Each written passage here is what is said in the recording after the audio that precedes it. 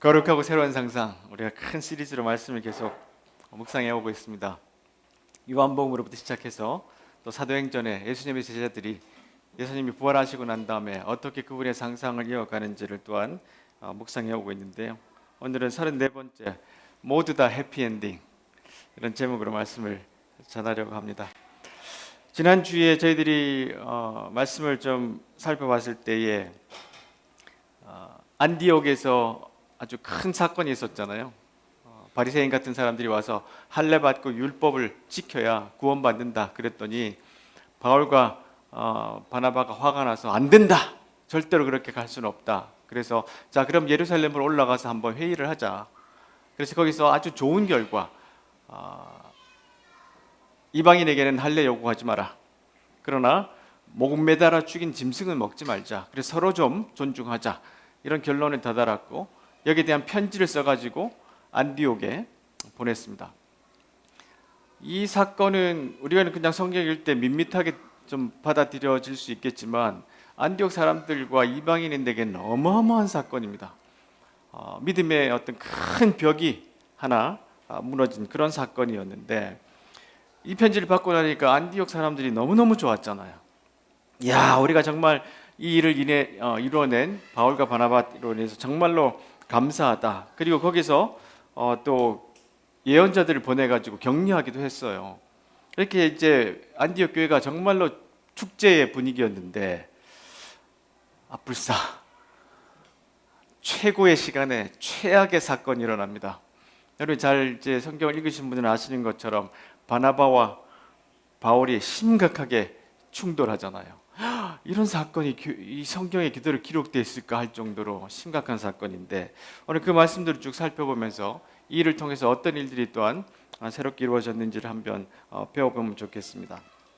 첫 번째로, 호사다마, 좋은 일 뒤에 나쁜 일이 생긴다. 이렇게 이제 완벽한 결과를 얻어냈고 교회는 여러 가지 예언자와 또 함께 축복받은 분에서 기쁨에 가득 찼는데, 이방인들이 이제 더 주님 앞으로 올 수 있는 길이 열렸는데, 바나바와 바울이 싸우게 된 이런 사건들을 보니까 이게 좋은 일 뒤에는 항상 나쁜 일이 따라오나? 여러분 혹시 그런 생각들 조금씩 갖고 계시지 않나요? 어떤 분들이 이걸 두려워하는 사람이 있어요. 지금 내가 너무 행복한데 이거 조금 이따 큰일 나면 어떡할까? 근데 우리가 살다 보니까 항상 이런 일이 좀 인생에 살다 보면 생기잖아요. 그래서 호사다마가 뭐냐라고 찾아보니까 어떤 일을 실현하기 위해서는 많은 풍파를 겪어야 한다, 이런 뜻이랍니다. 좋은 일에는 마가 끼고 방해한 일이 많다, 호사다방이라고 하는데, 이 이야기가 중국 청나라 때 왔대요. 그리고 이제 금나라 때도 이런 이제 이야기가 있었는데, 참으로 이른바 좋은 시기는 얻기 어렵다. 좋은 일을 이루려면 많은 풍파를 겪어야 한다라고 했다. 이 말은 좋은 일에는 방해가 되는 일이 많이 생길 수 있으니 방심하지 말고 항상 경계하라는 뜻이다. 왜냐하면 이렇게 자꾸 좋은 일 뒤에 나쁜 일들이 오는 일들이 우리 인생의 박자 가운데 있으니까 우리가 좀 조심하자, 이런 말 때문에 이 호사다마라는 것이 아주 많은 사람들에게 또 좀 전파되고 또 말로 또 이용되고 있는 것 같아요. 자, 그리고 또 이런 법칙도 있습니다. 여러분 들어보셨죠? 머피의 법칙.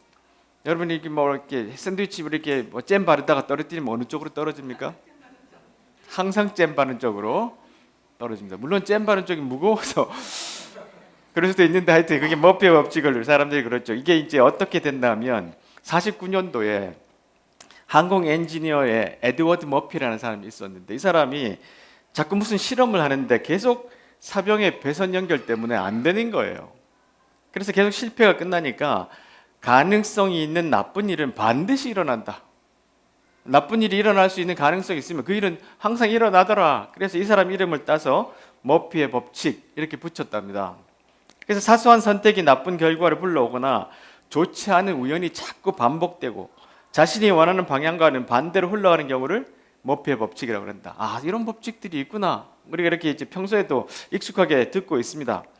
근데 이걸 과학자들은 엔트로피의 증가 때문에 그렇대요. 유튜브 설명을 들어보니까 여러분 책 새 학기를 맞아서 아니면 이제 집안 청소를 잘 해놓으면 며칠 갑니까? 며칠 못 가죠. 뭐 책상이 또 어지럽혀지고 집안이 뭐 죄송합니다 개판되는 일들이 며칠 만에 또 벌어집니다. 이게 뭐냐니까 엔트로피가 증가하기 때문에 질서에서 무질서로 가는 것이 당연하다. 그러니까 좋은 일이 있다가 나쁜 일이 생기는 것은 이렇게 과학적으로도 설명이 된다. 이렇게 사람들이 좀 이렇게 설명을 붙여보려고 그래요. 하도 이런 일이 반복이 되니까. 삶은 문제 해결의 연속이라는 책에서 칼 포퍼라는 분이 이런 이야기를 합니다. 나는 미래를 낙관적으로 보는 사람이 아닙니다. 미래는 정해져 있지 않고 열려 있기 때문입니다. 역사에서 진보 법칙이란 존재하지 않습니다. 내일이 어떤 모습일지 우리는 알지 못합니다. 어제까지 이렇게 축제였다가 오늘은 완전히 이 리더십의 충돌 때문에 최악의 상황이 되었잖아요. 아무도 예견할 수 없는 수십억 개의 좋고 나쁜 가능성이 존재하지요. 역사로부터 어떤 것을 추정하려는 건 잘못된 태도입니다. 예를 들어 오늘날의 풍조를 보고 내일은 어떻게 될지 추측하는 식 말입니다. 우리가 나아갈 올바른 방향은 과거를 미래와 완전히 분리된 것으로 보는 것입니다. 과거의 사실들을 역사적으로 그리고 도덕적으로 판단해 어떤 일이 실현 가능한지 어떤 일이 도덕적으로 옳은지를 배워야 합니다. 미래를 예언하려고 과거로부터 풍조나 동향을 추론하는 건 아예 지양해야 합니다. 이분은 과학자거든요. 이분이 말합니다. 미래는 열려있기 때문에 어떤 일이 생길지 모른다. 어떤 일인지 일어날 수 있다. 근데 이분이 강조하는 것은 뭐냐면 그러므로 우리는 겸손해야 된다. 이런 이야기를 합니다. 특별히 이제 과학자들에게도 이야기해요. 다 안다고 하지 마라. 예측 불가능하다. 그러므로 우리는 항상 겸손해져야 된다. 이런 생각을 우리에게 알려주고 있습니다. 그렇죠. 우리가 살다 보니까 막 좋았다가 또 막 나쁜 일이 생기니까 어떤 상황에서도 겸손한 태도로 세상을 좀 볼 수 있어야 된다. 이렇게 우리에게 교훈을 주고 있습니다. 두 번째로 작은 불씨가 태운 거대한 다리 마가를 데리고 갑시다. 자 보세요. 이제 며칠 뒤에 이제 바나바가 자 이제 2차 전도 여행을 갑시다. 우리가 지금 1차 선교 여행 때 방문했던 그곳에 있는 사람들을 좀 격려도 하고 교회들이 어떻게 세워져 있는지를 조금 더 확인해 봅시다. 그래서 바나바가 바울에게 우리 갈 때 마가라고 불리는 요한도 데려갑시다. 근데 이게 지금 거대한 다리를 불사르는 씨앗이 되고 말았어요. 자 그러면 도대체 마가 요한이 누군데 이런 사건이 발생했나 한번 살펴볼 필요가 있겠죠. 베드로가 감옥에 갇혀 있었던 사건 여러분 기억하시죠? 이제 죽기 전에 근데 이제 천사가 와서 그를 풀어줬잖아요. 그리고 정신없이 이제 막 가다 보니까 자기가 이제 도착한 곳이 보세요. 마가 요한 어머니 마리아 집. 이곳에 많은 사람들이 모여가지고 베드로가 이제 살아나오기를 위해서 기도하고 있었어요. 이게 큰 집이었단 말이죠. 그래서 사람들이 생각하기에 마가 요한의 배경은 아주 부유한 가정에서 자란 도련님 아니겠나 이렇게 얘기를 하고도 있습니다. 그리고 골로새서에 보시면 이제 친인척 관계도 확인이 돼요. 바나바의 사촌입니다. 그러니까 아주 가깝죠. 그래서 이제 이 마가 요한의 집에 바나바가 갔다가 언제 갔느냐 하면 이 예루살렘 지역에 기근이 크게 들었잖아요. 그래서 안디옥에서 헌금을 모아다가 이 교회에다가 전달해 주러 지금 바나바와 바울이 갔단 말이에요. 자 여기서 이제 바나바가 마가 요한을 보고 우리랑 같이 가자. 그래서 이 친구를 데리고 옵니다. 안디옥으로. 그리고 난 다음에 이제 계속 사역을 하다가 좀 괜찮게 또한 봤는지 아니면 뭐 가족이라서 그랬는지 모르겠지만 야 우리 1차 전도 여행에도 같이 가자. 그래서 지금 이 마가 요한을 예루살렘에서 안디옥으로 데려와서 그 다음에 1차 전도 여행 때 데리고 간 거예요. 자 여기 보시면 이제 여러분 보신 그 지도 오른쪽에 보면 안디옥이 있잖아요. 그래서 배를 타고 키프로스 섬으로 갔는데 여기가 바나바 고향이라고 그랬죠. 자 여기서 많은 사역들을 하고 그 다음에 이제 버가라는 곳으로 배를 타고 갔는데 여기서 이 마가 요한의 집으로 가버렸어요. 근데 그 이유는 성경에서 기록하고 있지 않습니다. 그냥 단순하게 마가 요한이 그들을 떠나 예루살렘으로 돌아갔습니다. 이렇게 딱 한 줄만 써놨어요. 이게 누가의 이 사도행전을 쓴 누가의 의도가 아닌가 싶어요. 자세하게 부유한 도련님이어서 집이 너무 그리웠고 이 힘든 여정에 도저히 견디지 못해서 집으로 돌아갔더라. 이렇게 썼으면 우리가 분명히 이유를 알잖아요. 근데 그냥 집에 갔대요. 그래서 막 우리는 상상할 수밖에 없습니다. 어머니가 아팠나? 아니면 이 힘든 과정에서 도저히 못 견뎠나? 아니면 막 귀신을 쫓고 막 역사가 벌어지니까 이건 난 도저히 감당이 안 돼. 이렇게 하고 그냥 집으로 돌아가 버렸나? 이런 상상을 할 수밖에 없는데 그 상상을 할 수밖에 없는 의도 안에 나중에 이제 조금 더 덧붙이겠지만 서로의 생각이 좀 다를 수 있겠구나. 마가가 왜 돌아갔는지 그런 여지를 좀 남겨뒀습니다. 자, 이렇게 집으로 돌아가서 이제 큰 사건이 벌어지는 씨앗이 됐는데 바나바가 마가를 또 데려가자 그러니까 여기에 바울이 아주 격하게 반응합니다. 나는 절대로 마가 요한을 못 데려갑니다. 그러니까 바나바가 왜 안 됩니까? 근데 이들의 팀을 한번 보세요. 완벽한 팀이었잖아요. 그렇죠? 바나바는 위로와 격려의 사도였고 그래서 이 안디옥에 있는 디아스포라들 피해온 도망온 사람들을 계속해서 격려하면서 교회를 세워왔잖아요. 그러다가 교회가 커지니까 이 교사가 필요하다. 그래서 이 10년 동안 어디 좀 숨어있는 다소에 있는 바울을 데려다가 이 안디옥에서 말씀을 가르치게 1년 동안 했고 그 다음에 다시 예루살렘으로 올라갔다가 1차 전도 여행까지 완벽하게 끝낸 이런 시간이었단 말이죠. 근데 두 사람이 이렇게 심각하게 마가를 놓고 충돌합니다. 얼마나 심하게 충돌했냐면 보세요. 이 사건이 그렇게 심각한 것이 아니었다고 생각한 사람이 있다면 39절 시작에 나오는 단어를 좀 봐야 된다. 그 단어는 심각한 충돌 이런 뜻이랍니다. 그리스어로 파락시모스라고 그러는데 이것이 발작이라는 뜻이래요.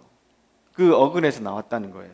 그러니까 발작할 정도로 심하게 싸웠다는 거예요. 의학적 맥락에서 사용되면 경련을 뜻하거나 고열에 시달리는 사람을 말한다. 이 단어는 심각하게 고양된 감정, 벌겋게 상기되고 일그러진 얼굴, 큰 소리, 하지 않았으면 좋았을 말 등을 떠오르게 한다. 말하자면 유감스러운 광경이다.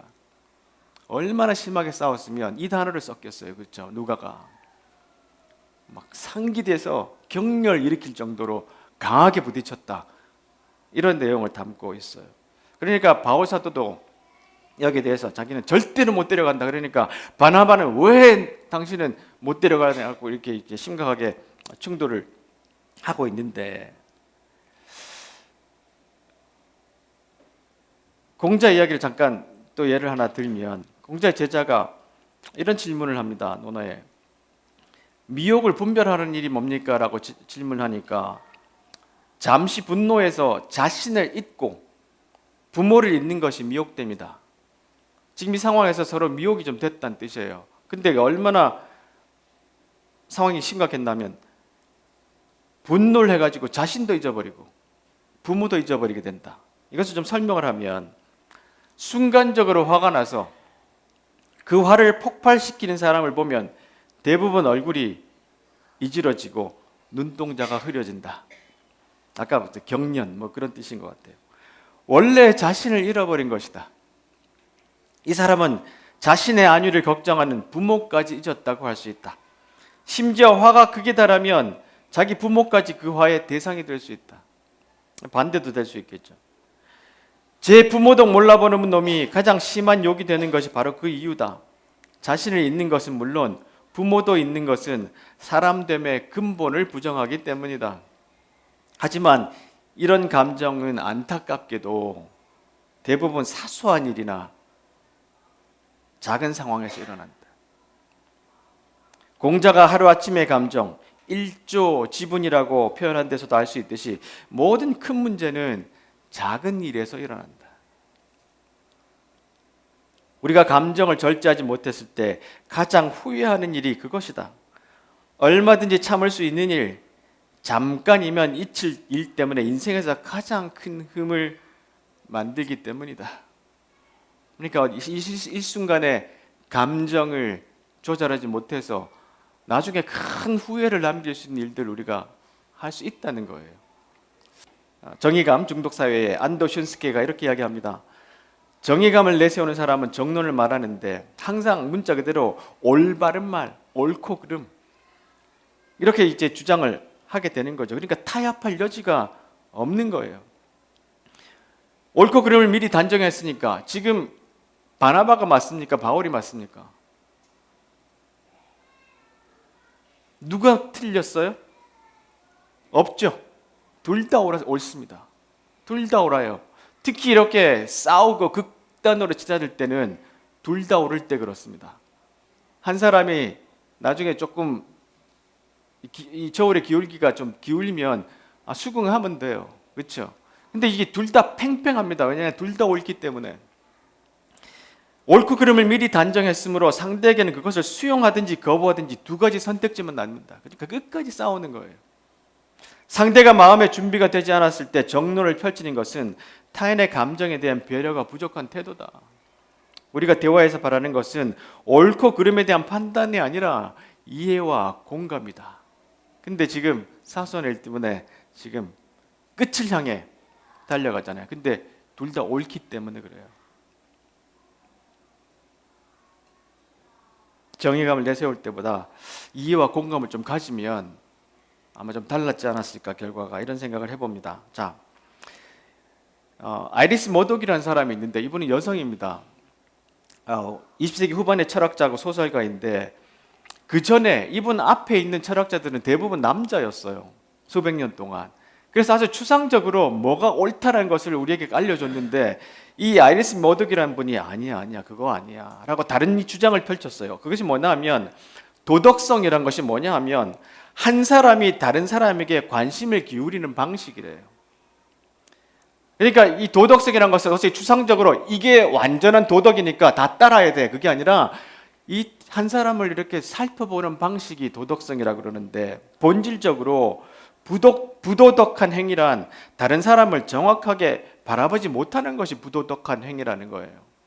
지금 이제 마가 요한을 놓고 보자면 이 사람이 어떤 상태에서 이런 결정을 했는지를 깊이 좀 봐줘야 되는데, 아니야 너는 그때 집으로 돌아갔잖아, 중도에 우리가 얼마나 그때 힘들고 어려웠는데 네가 필요했는데, 이렇게 주장할 수 있다는 거예요. 자, 이 머독의 눈에는 인간은 자기중심적이며 불안에 떨고 억울함에 분노하는 존재다. 지금 이 바울 사도가 지금 그런 상황이에요. 바나바도 그렇고 자기중심적이며 불안에 떨고 억울함에 분노하는 존재다. 왜 날 못 알아줘? 왜 내 말을 틀렸다고 말하는 거야? 이런 상황이에요. 자기 또한 자신의 이기심을 충족하고 자기 목적을 달성하는 쪽으로만 다른 사람을 바라본다. 이게 옳으니까 내 말을 들어야 돼. 마가 요한 데리고 가지 마. 아니야 마가 요한 데려가야 돼. 야, 마가 요한이 얼마나 괜찮은 아이인지 모르지 너는. 계속해서 저렇게 싸우게 되는 거예요. 사람들은 고정관념을 가지고 거들먹거리며 다른 사람을 무시하고 비인간화한다. 이처럼 악은 한 사람이 다른 사람을 올바로 바라보지 못할 때, 즉 타인의 인격을 인식하지 못할 때 발생한다. 머독에게 본질적으로 도덕적인 행위는 정의롭고 사랑스러운 관심을 기울이는 마음가짐이다. 이 전체를 다 한마디로 이야기하면요, 이 머독이란 분이 말했던 중요한 것은 다른 사람에게 주의 깊게 바라보는 것. 이분은 그것을 사랑이라고 이야기했어요. 다른 사람을 주의 깊게 바라보는 것. 자기가 불안하고 중심적이고 억울하고 분노해서 화나면서 보는 게 아니라 그 사람을 주의 깊게 바라보는 것. 그게 진짜 도덕이고 진짜 사랑이라고 이분이 그렇게 이야기를 합니다. 자, 네 번째로 각자의 진실, 서로의 오해. 각자의 기억은 다르다. 제가 앞에서 말씀드렸던 것처럼 이 누가가 정확한 이유를 이야기를 안 해준다고 그랬잖아요. 우리한테 도대체 무슨 일이 벌어졌기에 마가 요한이 집으로 가버렸나. 이것은 우리의 상상의 영역이에요. 자, 소설 하나를 소개하면 예감은 틀리지 않는다. 혹시 읽어보신 분 계신가요? 줄리안 번스라는 분이 2011년도에 맨 부커스상을 받았던 책입니다. 영화로도 나와 있습니다. 짧게 좀 소개를 하면 이분이 이제 주인공이 토니 웹스터라는 사람인데, 이 사람이 40년이 지나고 대학생일 때 후에 40년이 지나고 난 다음에 저렇게 소포 하나를 받습니다. 편지 받는데 이 편지를 보낸 분은 자기가 옛날에 대학생 때 사귀었던 여자친구의 엄마, 그분이 이제 죽으면서 유언장을 남겼어요.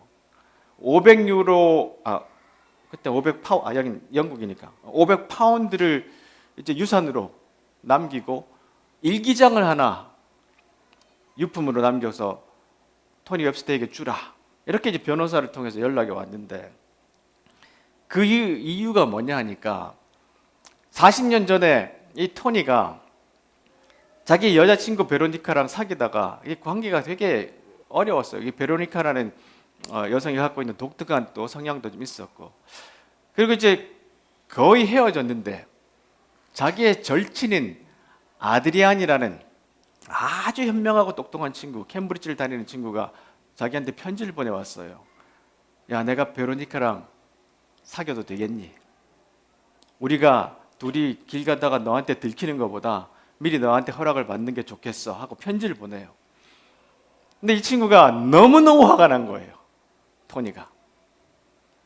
그래서 앉아서, 이 친구가 또 이제 영문학 전공이에요. 문학가예요. 장문의 편지를 쓰기 시작합니다, 타이핑을. 근데 자기는 편지를 보내고 붙이고는 잊어버렸어요. 어떤 편지를 썼는지. 그때 너무 화가 났기 때문에. 근데 40년 전에 편지를 받았는데 그 편지를 받고 아드리안이 자살을 했어요.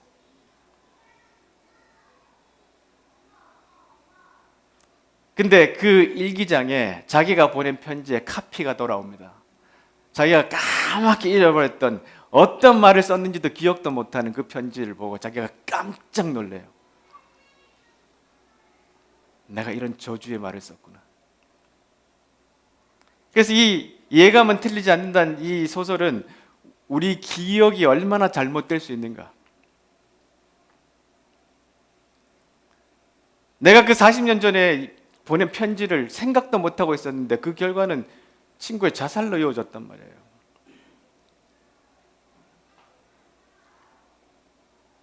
때로는 우리가 화가 폭발해서 막 말을 쏟아붓거나 이메일을 쓰거나, 누르면 안 되는데 그럴 때가 있어요. 그렇죠? 그리고 난 다음에 이런 일이 벌어지는데 자기는 까맣게 잊어버렸어요. 자, 제가 왜 이 소설을 소개하느냐 하면, 이 책에서 이런 이야기를 합니다. 우리는 살면서 우리 자신의 인생 이야기를 얼마나 자주 할까? 그러면서 우리가 얼마나 가감하고 윤색하고 교묘히 가지를 쳐내는 걸까? 그러나 살아온 날이 길어질수록 우리의 이야기에 제동을 걸고 우리의 삶이 실제 우리가 산 삶과는 다르며, 다만 이제까지 우리 스스로에게 들려준 이야기에 지나지 않는다는 사실을 깨닫도록 우리에게 반기를 드는 사람도 적어진다. 타인에게 이야기했다 해도 결국은 주로 우리 자신에게 이야기한 것에 불과하다는 사실을. 내 인생에 대해서 난 이렇게 이야기했지만 누가 친구가 그래, 아예 아니잖아.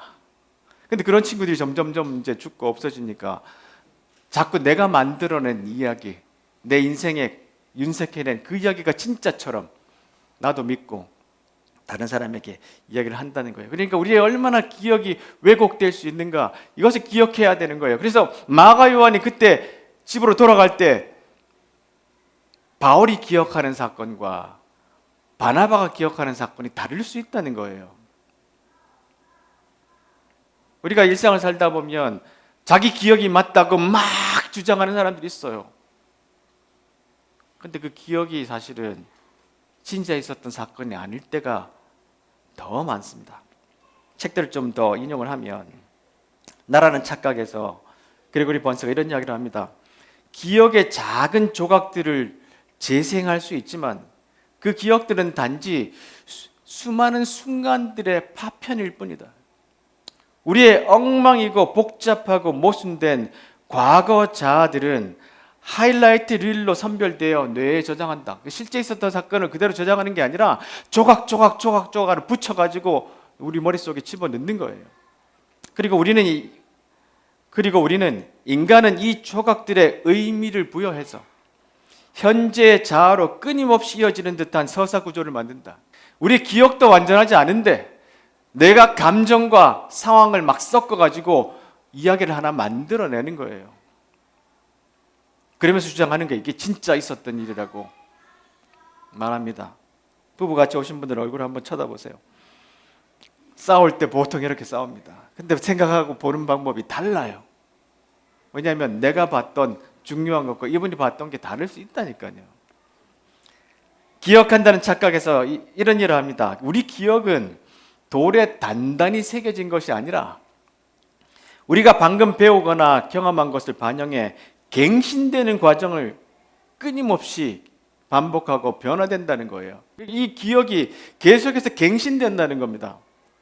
언뜻 듣기에는 말이 안 되는 소리 같겠지만 기억 갱신의 촉매는 바로 기억을 떠올리는 행위 자체다. 기억을 떠올릴 때 우리는 수동적으로 과거를 재생하지 않는다.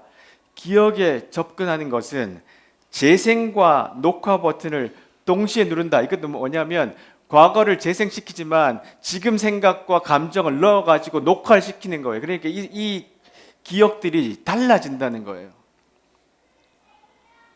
머릿속으로 과거를 다시 더듬어 볼 때마다 현재의 정보가 함께 따라가서 기억의 내용을 미묘하게 바꿔놓는다.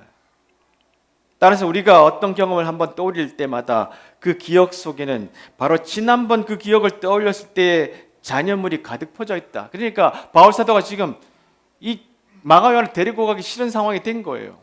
그러니까 과거에 있었던 일을 가지고 와서 그는 절대 데려갈 수 없어. 그렇게 주장을 하고 있고요. 바나바는 내가 내 사촌인데 지난번에 그런 일이 있었지만 이 친구 정말 괜찮은 친구야. 내가 이 사람 충분히 대화를 해왔는데 이제는 갈 수 있어. 그런데도 두 사람이 결국 헤어지게 되죠. 자, 바람직한 사람은 인내심과 분별력 있는 시선으로 모든 사람을 바라보려고 노력하는 사람, 또 자기 중심적인 마음에 저항하고 편견을 극복하려고 애씀으로써 타인을 더 깊고 큰 분별력으로 바라보는 사람, 이타적인 관심을 기울이고 다른 사람이 바라보는 것을 바라보려는 사람이란 말이다. 바울도 바나바가 바라보는 방식으로 한번 보고 바나바도 바울이 바라보는 방식으로 좀 본다면 이 사람들이 경련을 일으킬 정도로 싸우고 헤어지는 일들은 없었을 텐데요. 그렇죠? 이러한 관심은 사소한 행위의 누적으로 점차 위대해진다. 그러니까 우리가 이런 관심들을 서로 가지는 것으로 계속해서 축적해 나가자는 거예요. 자, 다섯 번째로 다른 길 같은 사명. 복음은 더 멀리 퍼져 나갔다. 자, 이 둘이 이제 멀리 이제 갈라서게 됩니다.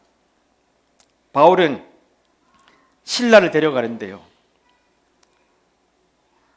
이 실라는 로마 시민권을 가진 사람입니다. 그래서 나중에 굉장히 사역에 도움이 돼요. 그래서 바울은 원래의 그들이 가고자 했던 여정과는 다르게 더 멀리 갑니다.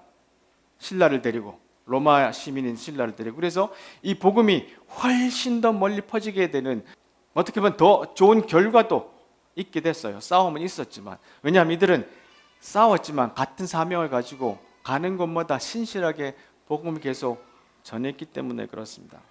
여기 보면 이제 신라를 데려가는데, 신라가 성경에 여러 번 등장합니다. 데살로니가 전후서에 보면 바울과 실로와 디모데 이렇게 팀이 됐습니다. 실로아노가 신라의 같은 사람인데, 여러분 성경에 보시면 지금 34절에 없음이라고 돼 있죠. 성경에 왜 이 34절에 없음이라고 돼 있지? 원래 이 신약 성경은 우리에게 원문이 주어진 게 아니에요. 이 편지들이 온 이 사방팔방에 뭐 한 3,000개, 4,000개씩 이렇게 조각들이 발견됐는데, 이 조각들을 모아다가 예를 들면 사도행전 이렇게 이제 책을 만듭니다. 만드는데 나중에 보니까 34절에 바울이 신라를 데려갔다 이렇게 되어 있는데 여기 보면 신라가 예루살렘으로 돌아가는 이야기가 먼저 나와요. 그러니까 바울 사도가 신라를 데리고 갔다 그러니까 이게 앞뒤가 안 맞을 수 있잖아요. 그래서 어떤 사람이 신라는 돌아왔다 이렇게 한 절을 더 넣은 거예요. 근데 원문에 보면 그게 없어요. 근데 그럼 34를 지우고 그냥 바로 넘어가면 좋지 않겠나 그러는데 그 한 줄을 지우면 나중에 이 성경절 찾기가 어려워져요. 왜냐하면 성경절은 원래 있었던 게 아닙니다. 여러분 편지 쓸 때 1장 1, 2 이렇게 안 쓰잖아요. 성경이 절이 생긴 건 이 성경이 만들어지고 난 다음에 한 천몇백 년이 지나고 난 다음에 우리가 읽기 좋으라고 하고 붙여놓은 거예요. 그래서 34절을 없애버리면 서로 안 맞아요. 어떤 본문이 어떠든지 짧게 설명하고 넘어가겠습니다. 하여튼 자, 6번째, 나고자에서 복음서 저자가 되다. 골로새서에 보시면 자, 바울 사도가 감옥에 갇혀 있는데 바나바의 사촌 마가에게도 안부를 전해주고 마가에게 따뜻하게 대해주라고 편지를 합니다. 바울 사도가 그렇게 싸웠는데 경련할 정도로 어느 날 바울 사도의 마음이 잠잠해지고 조금 부드러워지고 그 다음에 좀 더 성숙해지고 이러니까 이 마가를 따뜻하게 맞이해 주라고 이렇게 편지로 특별하게 언급을 합니다. 자, 용서를 배우다에서 팀 켈러 목사님이 자, 당신이 복음을 믿으면서도 그러니까 순전히 하나님의 은혜와 값없는 용서로 구원받았다고 믿으면서도 계속해서 누군가에게 원한을 품고 있다면 이는 최소한 당신의 삶에서 복음의 실제 효과를 막고 있다는 증거다. 또한 당신이 복음을 아예 믿지 않으면서 믿는다고 착각하고 있을지도 모른다. 어떤 경우든 누군가를 용서하지 않으면 영적인 옥살이를 자초한다. 지금 바울 사도가 어디 있습니까? 육신은 감옥에 갇혀 있는데요. 영혼은 갇혀 있지 않아요. 근데 많은 사람들 우리 중에 저도 포함해서 어떨 때는 우리는 이렇게 자유로 살고 있는 것 같지만 실제로 우리는 용서하지 못하는 감옥에 갇혀 살아갈 때가 많습니다. 그래서 용서란 누군가를 감옥에서 풀어주는 것인데 그것이 누구냐면 나라는 거예요. 나. 그러니까 지금 바울 사도가 감옥에 있으면서도 마가를 따뜻하게 대해주라고 이야기합니다. 팀 켈러 목사님이 계속해서 이야기하기를 성숙한 그리스도인이라면 두 가지를 반드시 기억해야 되는데 첫 번째로 나도 다른 사람에게 똑같이 한 적이 있다. 여러분 지금 바나바가 막 주장할 때 이런 이야기를 바울에게 했을 거 아니에요? 너 10년 동안 다소에 있을 때 내가 가서 데려왔잖아. 그렇죠? 그리고 너 예루살렘에 데려갈 때 누가 데려갔니? 내가 데려갔잖아. 마가 좀 데려가자. 안 돼. 이런 일이 벌어진다는 거예요. 그러니까 나도 다른 사람에게 똑같이 은혜를 받은 적도 있고 똑같이 나쁜 일도 한 적이 있다는 거예요. 둘째로 전에 이런 일을 당했을 때 나중에 알고 보니 상대가 무척 힘든 상태였다. 어떤 잘못이든 그것 때문에 금방 사람들에게 냉담해지고 사과를 받아야만 직성이 풀린다면 그리스도 안에서 자신의 정서적 겸손과 이 정서적 겸손은 뭐냐면 내가 죄인인데 하나님께서 날 용서해 주셨다는 마음. 정서적 부요라는 것은 하나님이 계속해서 나에게 은혜를 주시고 계신다는 것. 정서적 부요가 어느 수준인지 점검해 봐야 된다. 사랑은 마땅히 허다한 죄를 덮어야 한다. 당연히 사과를 받을 일인데 잘못이 경미해서 또는 말할 상황이 아니어서 또는 그것이 심각한 생활 습성이라 확신할 만큼 상대를 잘 알지 못해서 당신이 그때 바로 잡아 주지 않았다면 그를 따뜻하게 대해줘야 된다. 저는 이 말이 참 마음에 왔어요. 사과받을 일인데 잘못이 경미해서 또한 내가 말할 상황이 아니어서 아니면 내가 그 사람이 심각하게 그 일을 계속 반복하는지 내가 그 사람을 잘 몰라서 그때 내가 지적했거나 바로잡아 주지 않았는데 계속해서 마음에 원한을 품고 있으면 안 된다는 거예요. 따뜻하게 대해줘야 된다는 거예요. 그러니까 마가가 그때 한번 돌아올 때 이게 심각하게 늘 실패하는 사람인지 포기하는 사람인지 아니면 그때 어떤 일인지 바로 잡아주지 않았기 때문에 나중에 마가에게 따뜻하게 대해주라, 그런 말을 하는 거예요. 자, 디모데후서에도 이 마가 이야기를 바울 사도가 기록하고 있는데, 누가만이 내 곁에 남아있는 유일한 사람입니다. 그대가 올 때 보세요, 마가도 데려왔으면 좋겠습니다. 절대로 안 돼 했던 이 바울이 이번에는 데려왔으면 좋겠습니다. 지금 그의 도움이 필요합니다. 그렇게 마음이 열리고 달라졌어요. 베드로전서에 보시면 이 마가를 베드로는 아들이라고 그럽니다. 아들. 어떤 관계냐면 마가 요한은 베드로의 통역, 항상 옆에 다니면서 통역해 주는 사람, 아니면 그의 이야기를 기록해 주는 사람, 이런 역할을 했던 사람이라고 전해지고 있어요. 사실 마가는 예수님의 제자도 아니잖아요, 그렇죠? 그러니까 예수님과 직접 다니지 않은 사람이 마가복음을 기록했다는 것은 놀라운 사건 아니에요, 그렇죠? 그렇게 할 수 있었던 이유는 바로 아버지 같은 베드로 옆에서 베드로의 이야기를 기록했기 때문에 그가 마가복음의 저자가 되었다는 거예요. 그래서 낙오자였다가 마가복음의 저자가 됐는데, 여러분 마가복음이 얼마나 대단하냐면 복음서, 모든 복음서 가운데 첫 번째 기록된 것이 마가복음이에요. 누가복음과 그리고 마태복음과 마가복음 세 개를 묶어서 무슨 복음서라 그러죠? 공관복음서. 그 공관이 무슨 뜻이죠? 같은 관점으로 보았다 그랬죠. 근데 그 관점이 누구의 관점이 아니냐면 마가의 관점입니다. 그러면 베드로의 관점이에요. 마가가 제일 먼저 쓰여졌고 누가복음과 마태복음은 마가에서 자료를 가져왔어요.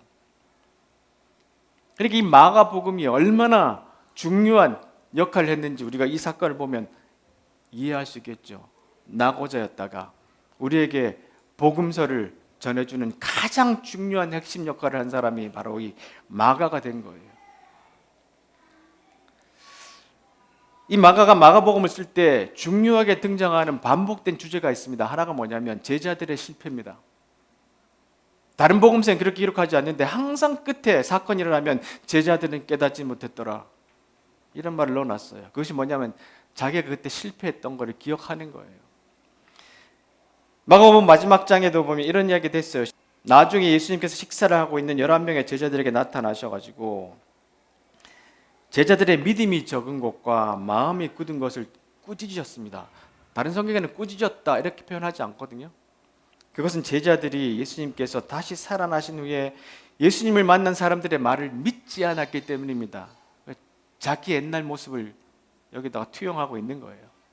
20절에 이제 제자들은 곳곳에 다니면서 복음을 전했습니다. 주님께서 제자들과 함께 일하셨고 증거를 보여주심으로 그들이 전하는 말씀이 사실임을 증명해 주었습니다.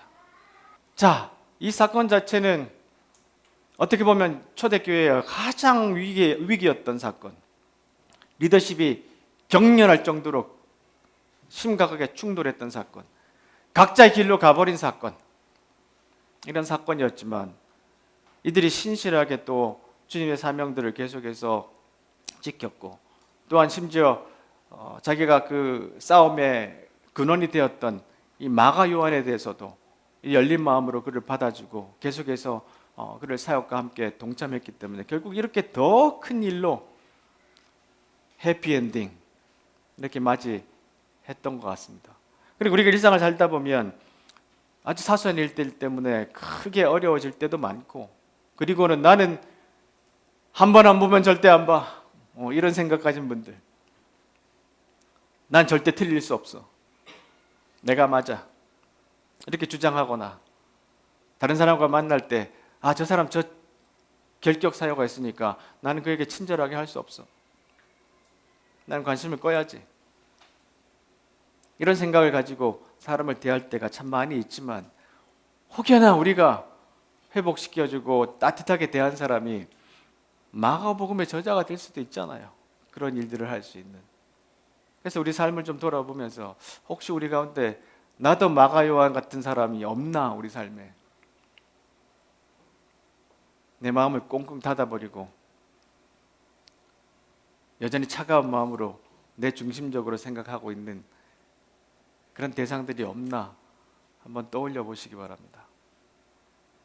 우리의 복음의 힘은, 또 주님의 상상력은 바로 이렇게 세상을 바꾸는 것이 아닌가 싶어요. 로마서에 보시면, 그래서 우리는 하나님을 사랑하는 우리 삶 속에 일어나는 모든 일이 결국에는 선한 것을 이루는 데 쓰인다는 확신을 갖고 살 수 있습니다. 얼굴을 붉히며 싸웠던 일이든지 갈라섰던 일이든지 간에 어떠한 상황이라도 그것이 선한 일로 쓰일 수 있는데 그냥 쓰이는 건 아니라는 거예요. 우리가 한 사람을 주의 깊게 사랑으로 바라보고 따뜻하게 대하고 용서하고 새롭게 길을 터줄 때, 격려하고 세워줄 때 이런 일이 일어날 수 있다는 것을 기억하고, 혹시 우리 마음속에 지금 그려지는 얼굴들이 있다면 주님 앞에 우리도 이런 마음으로 그들을 대할 수 있게 해달라고 기도하면서 또 살아가는 우리가 되었으면 좋겠습니다. 기도하겠습니다.